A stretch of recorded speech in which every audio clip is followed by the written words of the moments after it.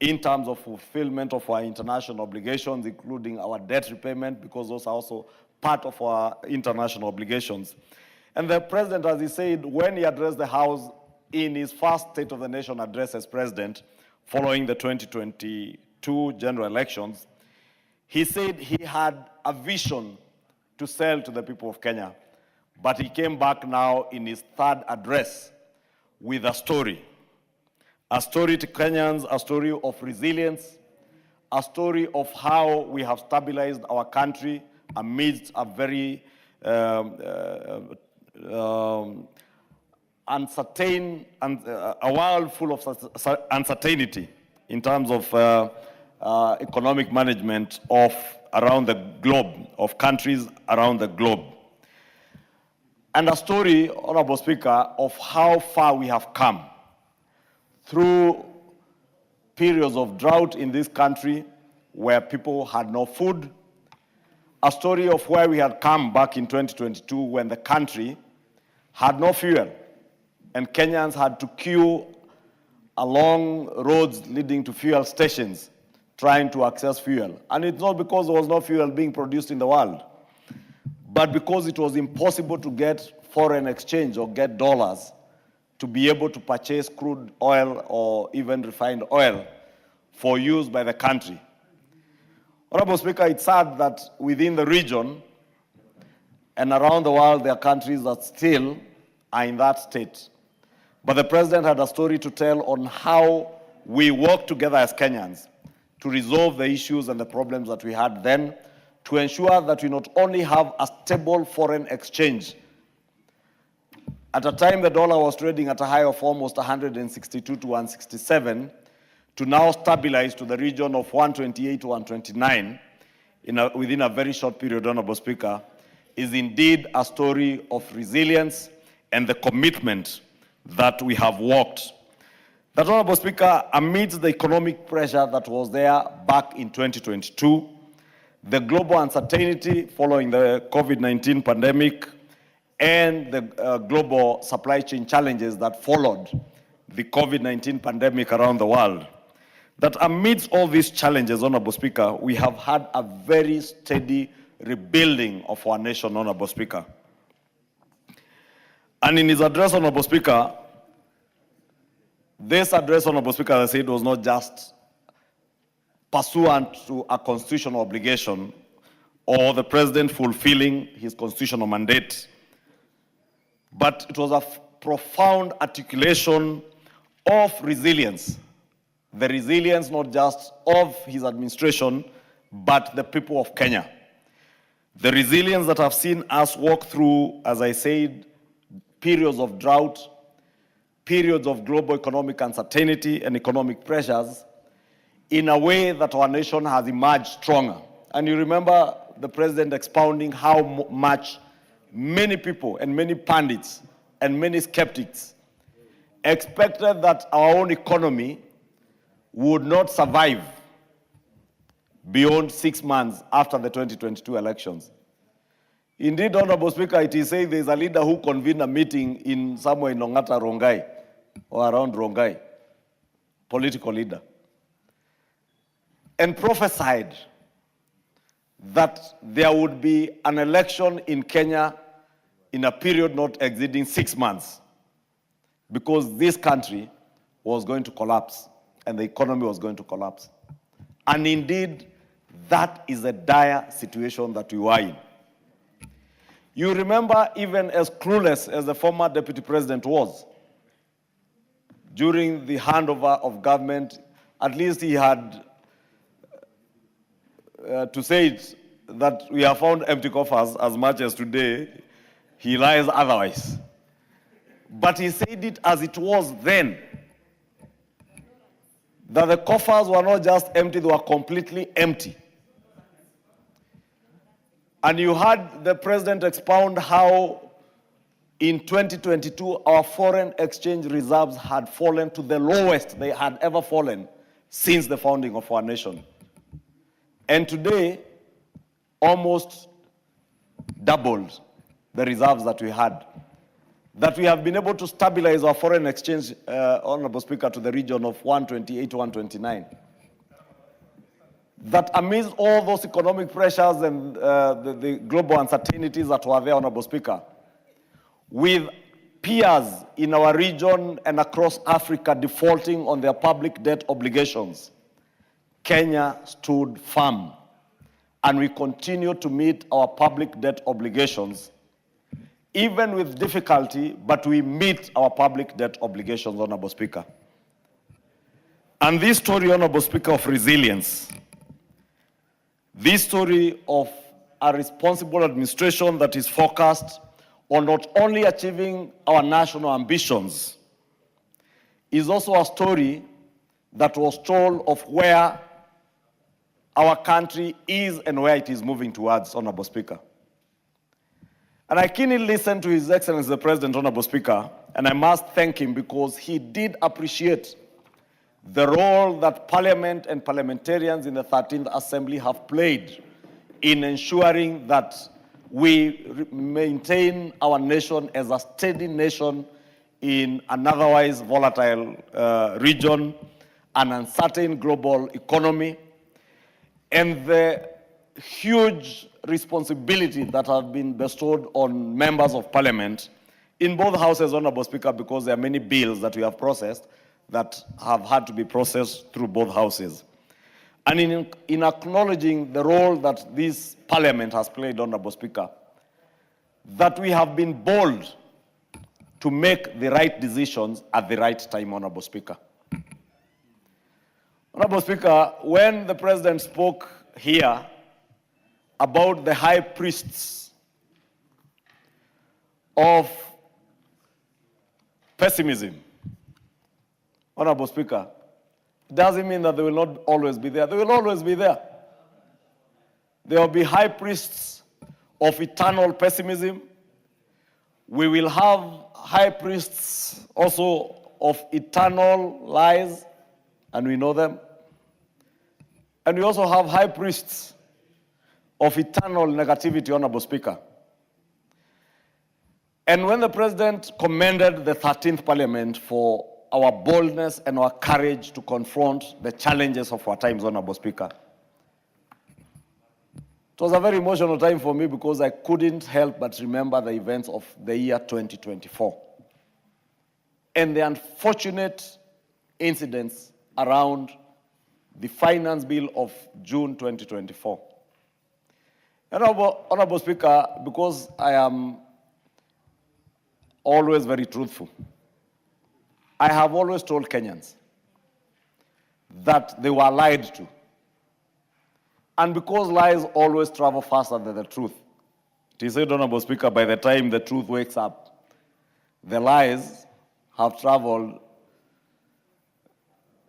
half the world, I'm told. Actually, the correct phrase is that before the truth starts tying its shoelaces, the lie has traveled halfway around the world. Before the truth wakes up, the lie has traveled half the globe. And indeed, that is the situation we found ourselves in, Honorable Speaker. That by the time we were going out to tell the Kenyan people the truth of the provisions of the finance bill of 2024, the lies had completely whitewashed the truth. I had an incident this Sunday, Honorable Speaker, where a young man from Kino approached me on Sunday after church. And I showed him messages he had sent me during that period, and he had come to me for help. And I asked him, tell me what was your problem with the Finance Bill 2024. He could not articulate a single thing. He only told me I was opposed to the 18% increase of VAT. I went to the bill, I told him, please show me where that 18% VAT was being increased. And he couldn't find it. But that is the tragedy of misinformation and disinformation that our country suffers today. And I'm saying this, Honorable Speaker, because these members suffered insults, were vilified for taking bold steps to do what was right. And I remember saying on this podium, Honorable Speaker, that it is not necessarily true that what is popular is right. And not all that is right is popular. But this Parliament chose to do what was right for our country, and that is why today we have that story that the president was speaking to, a story of resilience, a story of faith in our country, a story of sacrifice, huge sacrifices by the people of Kenya, by farmers in Kenya, Honorable Speaker, who today are feeding our nation and reducing the burden of our foreign exchange that we have to cough out to buy food or to import food, be it maize that our farmers are producing, be it those farmers who are producing sugar for us along the sugar belts of Western Kenya, Nyanza, and the coast region of our country, Honorable Speaker, that this story of resilience and sacrifice is a story that permeates in every household across our country, Honorable Speaker. And that is not to say we are there yet, Honorable Speaker. And the President did allude to that fact, that we are not yet there, that we must continue to make bold and courageous decisions to move our nation forward, Honorable Speaker. That, as he has always said, it is indeed true that it is possible within our lifetime to be able to transition this country and our economy from a third world country to a first world country, Honorable Speaker. And at least it's good I had, Honorable Speaker, over the weekend, those who have no agenda, those who have no policies to expound to the people of Kenya, those who speak boldly in funerals over the weekends, Honorable Speaker, at least had content this weekend. But I was waiting to hear, since the President has intent and the will and the determination to move our country from being a third world to a first world country, and he clearly stipulated what we need to do and called on us as the House of Representatives to work with him and work with the Kenyan people as we move our country from the third to the first world, Honorable Speaker. And he was clear in his plan, Honorable Speaker, including the setting up of the infrastructure fund and how we will innovatively fund that infrastructure fund to be able to leverage on it to raise more capital to roll out development projects that will indeed transition our country from a third to a first world, whether it is in the provision of water, for irrigation, to ensure that we are producing adequate food for our country and even be able to export food from our country, whether it is in the rollout of dual carriage roads, whether it's from Rironi to Mau Summit, from Marua all the way to Nanyuki, Isiolo, whether it is the Mai Mahiu road to enable those people who are going to Narok, like the Honorable Rebecca Tongei, to be able to commute from Narok to Nairobi in record time, and be able to move goods and services around our country, Honorable Speaker. That speech, Honorable Speaker, you could tell the clarity of mind that the President has on what he intends to do and what he's calling on us as a country to work with him and work with each other shoulder by shoulder to achieve. But the high priests of eternal pessimism, Honorable Speaker, in funerals and other social gatherings around the weekend, around the country, well, they are saying, oh, we cannot move the country to a third world, from a third world economy to a first world economy. And they have no idea on what needs to be done. How I wish these high priests of eternal pessimism, as shameless as they are, Honorable Speaker, they would at least give an alternative ideas on what needs to be done. Because it is easier to speak and critique or criticize, but it is better to criticize and offer an alternative. And indeed, those in the opposition, Honorable Speaker, you pride yourselves that you are the government in waiting. You cannot be a government in waiting by just shouting only 3 words: one term, Kasongo, and must go, and nothing beyond that. And when they are challenged, Honorable Speaker, and they are told you have no agenda, you have no plan, and indeed even the people of Kenya at times say you have no brains to be able to articulate to Kenyans what you need to do for them, They take offense when it is Kenyans who are saying it. I saw the other day people in Ukambani, and Honorable CNN was there, in Kitui. The public saying, indeed, these people have no brains to be able to articulate ideas of how to move the country forward, Honorable Speaker. But they have a very quick mind and quick mouths to run their mouths and criticize and sell negativity and say how well it cannot be achieved. But you are not telling us, if you had the opportunity, what would you do? What is the alternative, Honorable Speaker?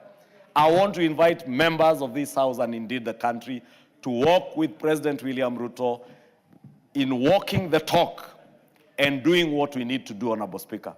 He has called on us to support the setup of the infrastructure fund, and I must, in a very special way, Honorable Speaker, as the leader of majority in this House, also express my thanks to the House and to all the members of this House who have been positive, who have been bold and courageous to make the right decisions at the right time for this country, Honorable Speaker.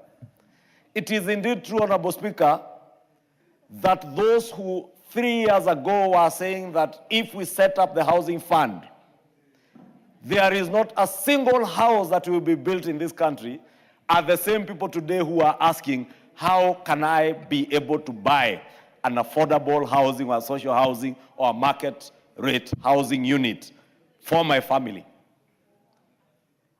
But, Honorable Speaker, that also speaks volumes to the tragedy that we face as a country today because of leadership that misleads its people, Honorable Speaker. And indeed, it is true that the greatest tragedy we have had in this country is the tragedy of leadership. When you have leaders who cannot make decisions, when you have leaders who are watermelons in decision making, when you have leaders who are clueless, rudderless, visionless. Honorable Speaker, when you have such leaders, we lose the plot because they will not tell people where they want to move people to. All they can do is to look at the plans of others and poke holes in the plans of others. Please, for once, offer Kenyans an alternative. And I'm saying that, Honorable Speaker, because I saw some clueless governor of one of those purported party leaders saying the other day that it is indeed true, hatuna agenda yetu ni kupeleka Ruto nyumbani. Then I ask myself, okay, Ruto goes home every day. Then what for Kenyans, Honorable Speaker? And that's why I have also been very bold at times to tell these members of parliament, fear not when people tell you, oh, 2027 home. Which home? You go home every day. You are elected leaders to make decisions on behalf of the people of Kenya. And you must be bold and courageous when you are making decisions on behalf of the people, so long as you are doing it in their best interest. And I want to believe that is why the President was commending the 13th Parliament, because you have made bold decisions in the best interest of the people of Kenya. When I see the rise of affordable housing units in Mukuru, Honorable Speaker, and Mukuru, by the way, is a very small fraction of what is being done. When you fly over Kibra, you can see the transformation that Kibra is going through. You can see the demolitions that are going on along Jogoo Road, I've forgotten the name of that estate. Makongeni estate, Honorable Speaker. Makongeni will probably be 4-5 times the size of Mukuru. Sports stadia across the country, Honorable Speaker. Sports academies in our villages, tapping on the talent of our youth, so that those who misuse our youth, because I've seen grandfathers calling themselves, oh, I am the leader of Gen Z. How can you lead a generation that you don't even understand? How can you lead a generation which you even have no plan for, or you have no vision of how you can transform their country for the benefit of these young people?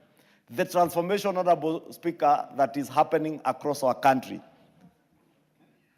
Honorable Speaker, whenever I travel around the country, whether it's from Kapsabet to Kakamega, to Lokichogi, Honorable Speaker, to Mbere North, where I was yesterday, Honorable Speaker, to Embu, to Nyeri,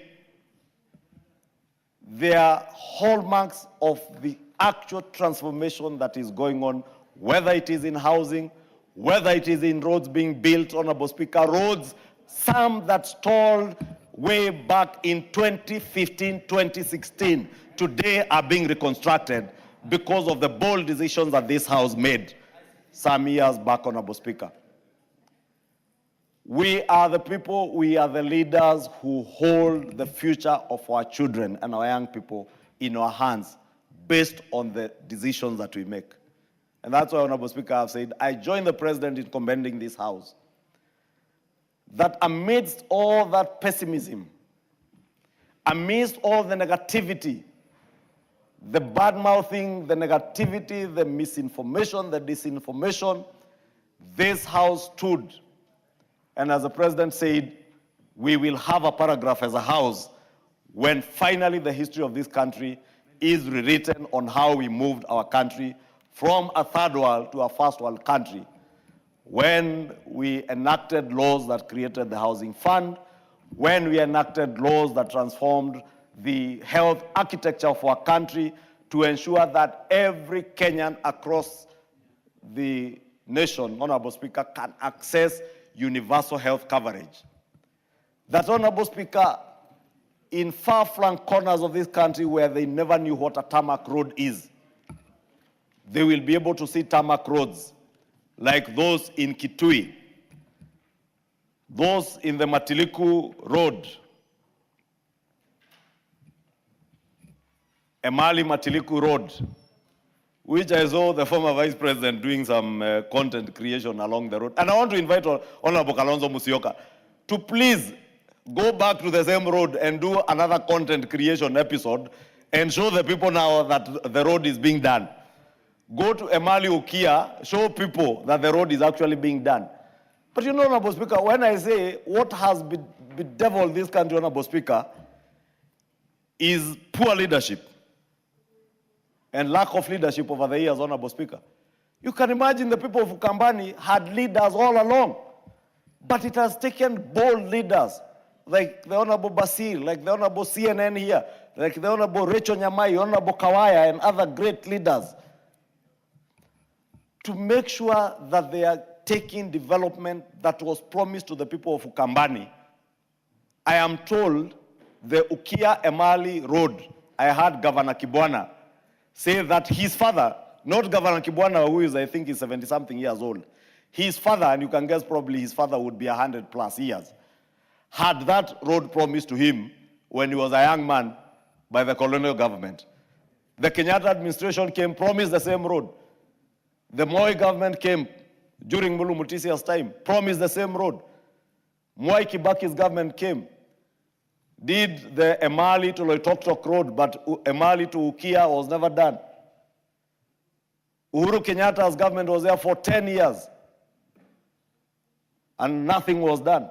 It has taken this administration 2 years to be able to deliver on very good projects like that of Emali Ukia, Matiliku, Emali Road to the people of Ukambani. And that is a story across the country, Honorable Speaker. That when this country was able to only employ about 300,000 teachers over a period of 60 years, 60 good years, within a period of 3 years, we will have employed 100,000 teachers within a period of 3 years. But the high priest of eternal pessimism will tell you that the education system in Kenya is dying. And they will not remind Kenyans that only a short 2.5 years ago in 2022, parents did not know whether their children would finish grade 6 and move to secondary schools or move to junior secondary in primary schools, how the CBC program, which is now CBE, would be transitioned from the old 844, parents were unclear. The high priest of internal pessimism will want Kenyans to forget that a short 2.5 years ago, our young men and women in our universities had their universities being closed down because of debts. But courtesy of the new funding program, Honorable Speaker, today our public universities are standing on their own and on the path to recovery. It has not been a painless journey, Honorable Speaker, but at least there is progress being made, and that is the optimism, Honorable Speaker, that we must continue injecting to Kenyans, not injecting pessimism, negativity, bad-mouthing, and misinformation and disinformation, Honorable Speaker. Honorable Speaker, you know I could speak on and on and on and on. But this speech, Honorable Speaker, gives the people of Kenya hope that indeed, as the President challenges us to reject small thinking, let us reject small thinking of 1 terms, 2 terms, 4 terms, 5 terms. It is possible today that the nations we envy, the Singapores, the South Koreas, the Malaysias, whose Prime Minister was here the other day, it is possible for Kenya to rise like those countries. But those countries rose because their leaders were bold when others feared. They were decisive when others, like those of our leaders in this country in the past, hesitated. And they were visionary when others settled for less. We must continue being visionaries.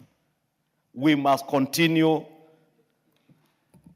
being bold, being courageous, and we must not settle for less.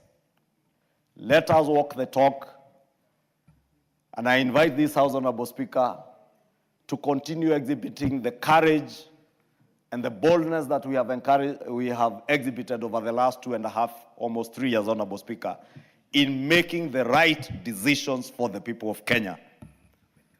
I know at times it's very good for us, Honorable Speaker, as politicians, to say the things that we know are going to excite the masses out there. But when the masses discover you're only talking for the sake of talking to excite them, they will punish you. So fear not when people tell you that you will go home. You will go home to find a happy people if you made the right decisions for them.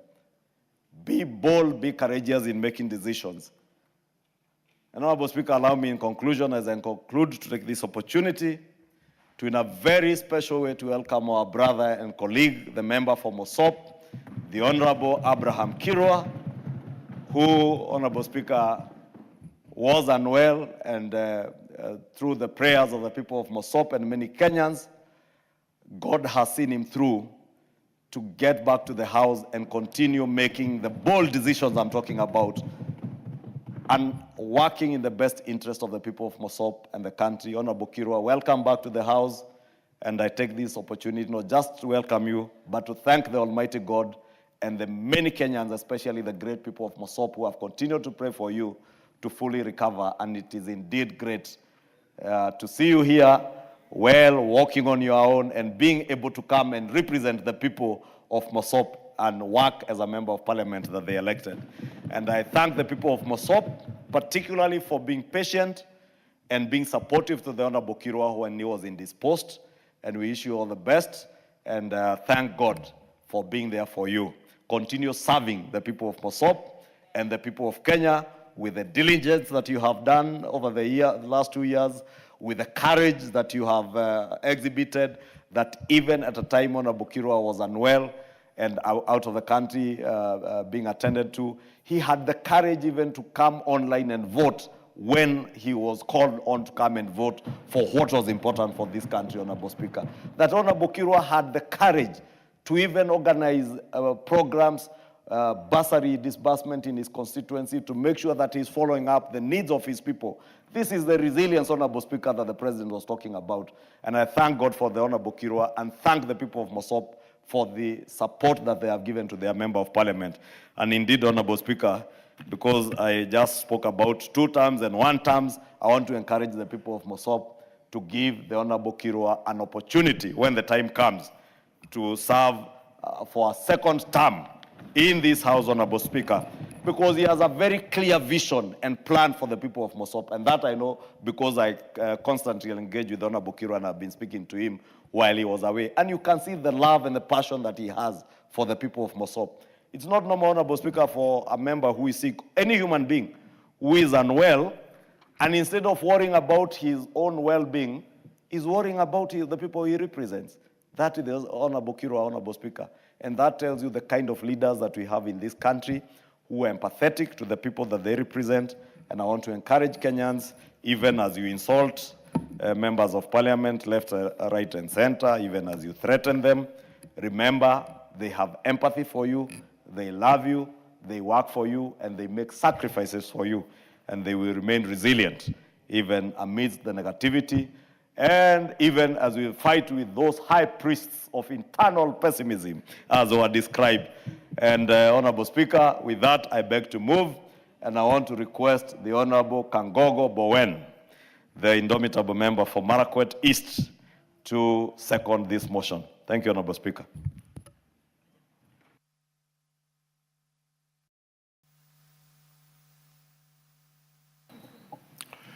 Thank you, Honorable Speaker. Honorable Speaker, as I second, I also want to join the leader majority